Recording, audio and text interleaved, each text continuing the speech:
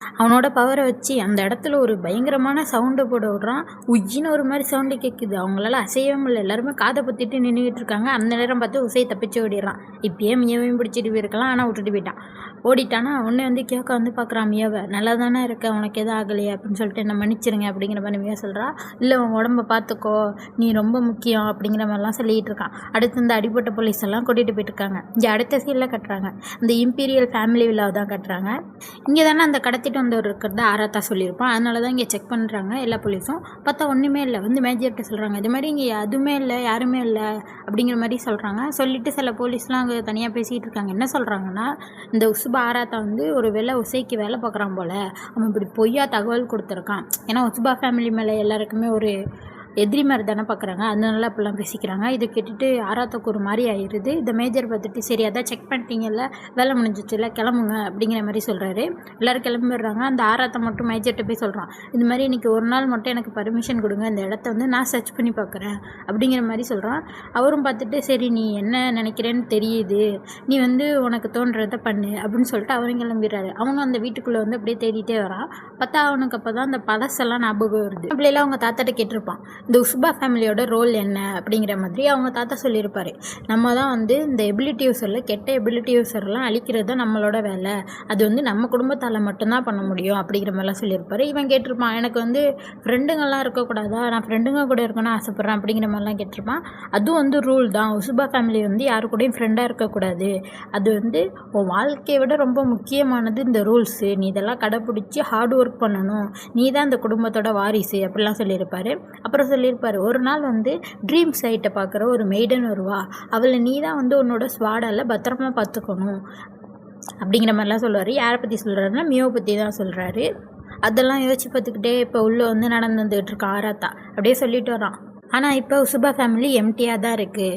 ஏன்னா வந்து ஏன்னா இங்கே எந்த கெட்ட எபிலிட்டி யூஸர்ஸுமே இல்லை, அதனால தான் எனக்கு மியோ தேவைப்பட்டா. ஏன்னா போன சீசனில் என்ன நடந்துச்சுன்னு சொல்கிறாங்க, அந்த ட்ரீம் சைட்டை பார்க்குற மெய்டனையாச்சும் பத்திரமா பார்த்துக்கலான்னு இவன் நினச்சிருப்பான். அங்கே தான் கேட்கறதானா அதுவும் முடியலையா, அதான் சொல்கிறான். இப்போ எனக்கு பாதுகாக்கிறதுக்கெலாம் ஒன்றுமே இல்லை அப்படின்னு சொல்லிட்டு பேசிகிட்டு இருப்பேன். ஒரு குரல் கேட்குது. யாருன்னு பார்த்தா அந்த உசை தான். உசுபா வாரிசு, இங்கே என்னப்பா பண்ணுற அப்படிங்கிற மாதிரி கேட்குறாரு. அப்படியே உசை பேச ஆரம்பிக்கிறான். உன்னோட நிலைமை எனக்கு புரியுது, நானும் உன் நிலைமையில இருந்திருக்கேன் அப்படிங்கிற மாதிரி சொல்கிறான். ஏன்னா அந்த சுமியை பற்றி தான் சொல்கிறான். அவங்க போயிட்டாங்கல்ல வேற ஒருத்தரை கல்யாணம் பண்ணிட்டு, அதை தான் சொல்கிறான். மியோவை ப்ரொடெக்ட் பண்ணுறது தான் உன்னோட வாழ்க்கைன்னே இருந்தில்ல, ஆனால் இப்போ மியோ உனக்கு சொந்தமே இல்லைல்ல, எனக்கு புரிஞ்சிக்க முடியுது, நான் வேணா உன் வாழ்க்கையை ஈஸியாக மாற்றுறதுக்கு ஒன்று சொல்லவா அப்படிங்கிற மாதிரி சொல்கிறான். இங்கே ஆராத்த கத்துறான், ஒழுங்காக வாய மூடு அப்படின்னு சொல்லிட்டு கன் எடுத்து ஒழுங்காக கீழே முட்டி போட்டு கையை தூக்கு, சரண்டர் ஆகு அப்படிலாம் கத்திக்கிட்டு இருக்கான். அதெல்லாம் உசை கண்டுக்கவே இல்லை. வில்லத்தனமாக சிரிச்சிட்டு, உசுபா ஆராத்தா நீ எங்களோட கிஃப்டட் கம்யூனியனில் சேர்ந்துக்கிறியா அப்படிங்கிற மாதிரி கேட்குறான். இங்கே அடுத்த சீனில் நம்ம மியோவை தான் கட்டுறாங்க. அப்படியே சொல்லிகிட்டே இருக்கா. அந்த அட்டாக் நடந்ததுலேருந்து இந்த போலீஸ் ஸ்டேஷனில் வந்து ரொம்ப ஸ்ட்ரிக்ட் ஆகிடுச்சான் செக்யூரிட்டிலாம். இவளோட ஃப்ரீடமும் இல்லையா, வெளில முன்னாடி மாதிரி வெளிலலாம் சுத்தம் இல்லையா. அதோட இவளோட அந்த ஃபஸ்ட்டு ஃப்ரெண்டு இங்கே இல்லை அப்படிங்கிற மாதிரி சொல்கிறா. அந்த சின்னச்சியை தான் சொல்கிறா. இங்கே தான் கட்டுறாங்க. மியோ வந்து கிச்சனில் நின்றுட்டுருக்காங்க. அங்கே லீடரும் வந்திருக்காரு. அவர் வந்து மியோ கிட்ட மன்னிப்பு கேட்குறாரு. இது மாதிரி நான் உங்களை தப்பாக நினச்சிட்டேன், என்னை மன்னிச்சிருங்க அப்படிங்கிற மாதிரி சொல்கிறாரு. ஏன் என்ன சொல்கிறீங்க அப்படிங்கிற மாதிரி கேட்குறப்ப தான் சொல்கிறாரு, ஏன்னா அவள் வந்து நாவோ சூசைட் எப்படி தைரியமாக பேசியிருப்பா அதை பற்றி தான் சொல்கிறாரு. நீங்கள் வந்து உசுபா பிளட்டாக இருந்தாலும் சரி, ஒரு பொண்ணாக இருந்தாலும் சரி, ரொம்ப தைரியமாக இருந்தீங்க, உங்களை பார்த்து நாங்கள் வியந்துட்டோம் அப்படிங்கிற மாதிரிலாம் சொல்கிறாரு. அப்போ தான் வந்து நான் இனிமேல் மெரிட் பேஸில் தான் எல்லாருமே வேலைக்கு எடுக்க போகிறேன் அப்படிங்கிற மாதிரி சொல்கிறாரு. ஏன்னா சின்னோச்சிக்காகவும் அப்படின்னு சொல்லிட்டு இருக்காரு. உடனே மியோ கேட்குறா, சின்னோச்சிக்கு என்னாச்சு அப்படிங்கிற மாதிரி. இது மாதிரி சின்னோச்சிக்கு பனிஷ்மெண்ட்டு தர போகிறாங்க, ஏன்னா அவள் தானே அந்த பேரியரை உடைச்சது, அதனால. உடனே மியோ சொல்கிறா, அவங்க கட்டாயப்படுத்தி தானே இப்படி பண்ண வச்சாங்க, இது வந்து சின்னோச்சியோட தப்பு இல்லையே அப்படிங்கிற மாதிரி சொல்கிறா. ஆமாம் தெரியும், அதனால தான் அவளோட பனிஷ்மெண்ட்டை குறைக்க சொல்கிறதுக்கு நான் சொல்ல போகிறேன், ஏன்னா வந்து சின்னோச்சி எங்கள் போலீஸில் ரொம்ப முக்கியமான ஒரு ஆள் அப்படிங்கிற மாதிரி அவர் சொல்கிறாரு. மியோ இதை கேட்டுட்டு ரொம்ப நன்றி அப்படிங்கிற மாதிரி சொல்கிறா. இங்கே அடுத்த சீனில் கட்டுறாங்க. வீட்டில் தான் கியோக்கா, மியோ, அப்புறம் அந்த அடிப்பட்ட போலீஸுக்கு வந்து சரியாயிட்டு போல் விருந்து வச்சுருக்காங்க. இங்கே கியோக்காவோட அக்கா அப்புறம் மெய்டும் இருக்காங்க. இது வந்து இயர் எண்டில் நடக்கிற ஃபெஸ்டிவல் போல், அதனால தான் இந்த விருந்து வச்சுருக்காங்க. இப்போ எல்லோரும் ஜாலியாக பேசிட்டு சாப்பிட்டுட்டு இருக்காங்க. அப்போ பார்த்தா ஆராத்தான் வந்துடுறாரு. ஆராத்தா பார்த்தானே மியா கேட்குற, ஆராத்தா நல்லா இருக்கீங்களா அப்படிங்கிற மாதிரி.